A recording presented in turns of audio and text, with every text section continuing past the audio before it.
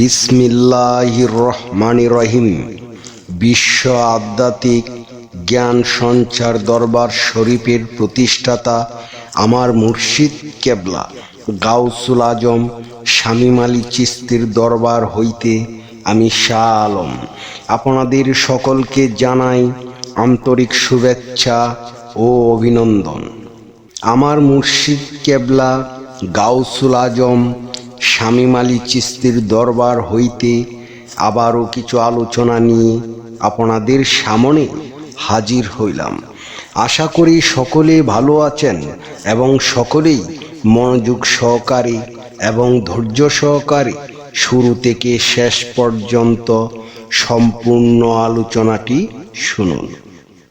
আমি যে আলোচনাটি নিয়ে আপনাদের সামনে হাজির হইলাম সেই আলোচনাটি হলেন বায়াত কি এবং পীর মুর্শিদ ধরার প্রয়োজনীয়তা কি, এই নিয়ে কিছু তত্ত্ব আলোচনা করিব।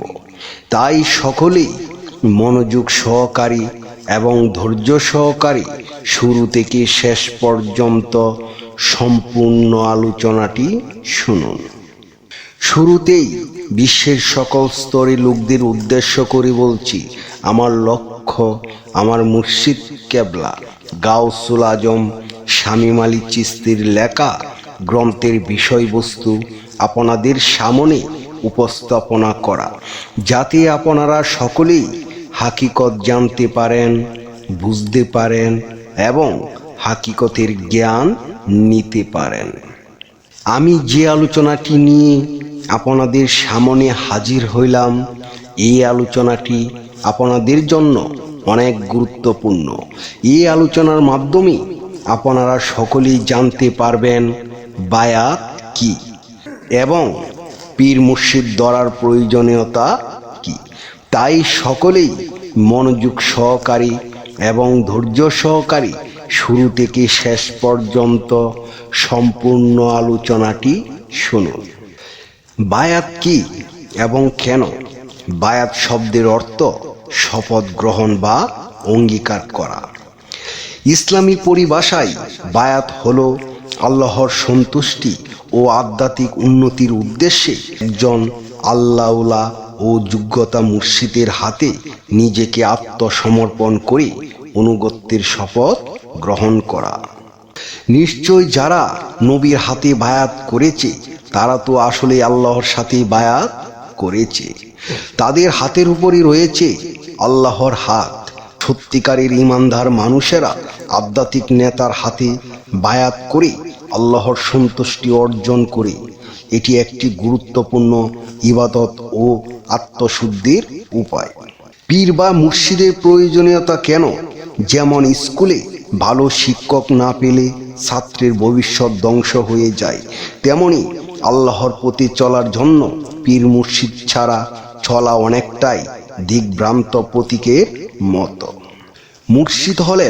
মুর্শিদ হলেন আত্মার ডাক্তার, নফসের গর্ব, হিংসা, রিয়া, অহংকার, খেয়ালকুশি এইসব রোগ থেকে মুক্তি পেতে হলে অভিজ্ঞ চিকিৎসক দরকার, যিনি তরিকতের একজন সৎ ব্যক্তি।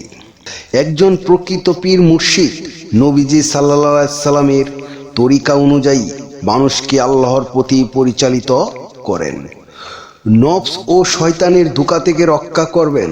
নিজের প্রচেষ্টায় চলতে গেলে মানুষ নিজের ভুল বুঝে না। নফস অনেক সময় আল্লাহর পথ বলে ভুল দিকেও নিয়ে যেতে পারে।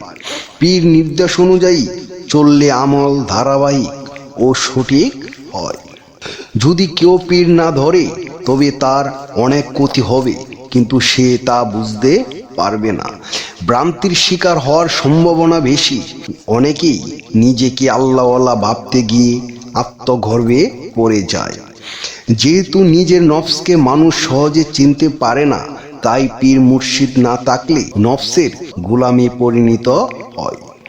বহু বেদাত ও গুমরাহি বিভ্রান্তি জন্ম নেয় এই আত্ম অভিমান থেকে।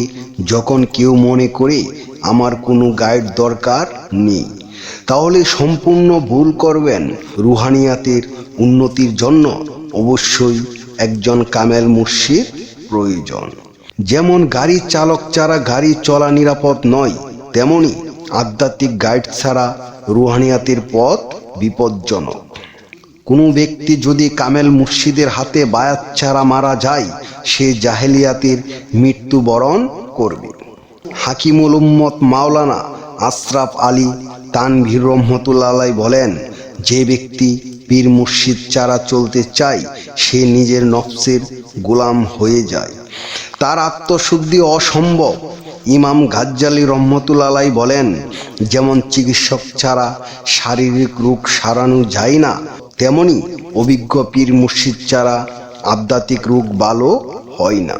তাই আমি শাহ আলম, হে বিশ্ববাসী, আমি সকলের উদ্দেশ্য করে বলছি, আত্মশুদ্ধি ও রুহানিয়াতের উন্নতির জন্য অবশ্যই আমাদের সকলের একজন কামেল মুর্শিদ প্রয়োজন।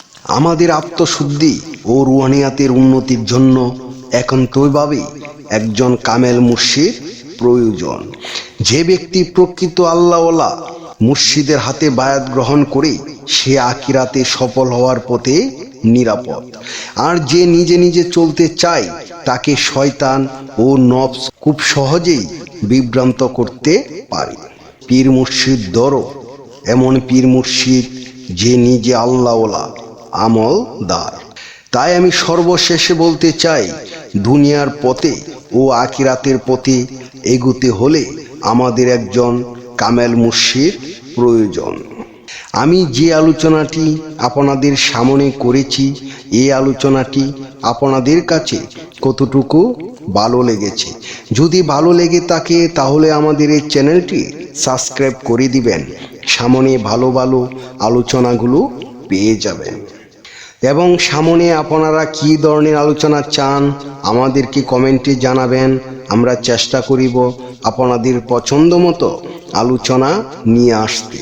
আমার এই আলোচনাটি করতে যাইয়া কথা ভাষা চন্দে যদি কোনো ভুল হইয়া থাকে, সকলেই আমাকে ক্ষমা ও সুন্দর দৃষ্টিতে দেখবেন। সকলেই আমার জন্য দোয়া করিবেন, আমি যেন আপনাদের সামনে ভালো ভালো আলোচনাগুলো নিয়ে আসতে পারি এবং শোনাইতে পারি। সর্বশেষে সকলের চরণে হাত রেখে একটি কথা বলতে চাই, আল্লাহ গোপনেরও গোপন। সেই গোপনকে পাইতে হলে একজন কামেল মুর্শিদের কাছে যাইয়া বায়াত গ্রহণ করে সেই গোপন ইবাদত ও গোপন সাধনার মাধ্যমে আল্লাহকে লাভ করিতে হইবে। সকলে ভালো থাকবেন, সুস্থ থাকবেন। আল্লাহ হাফেজ।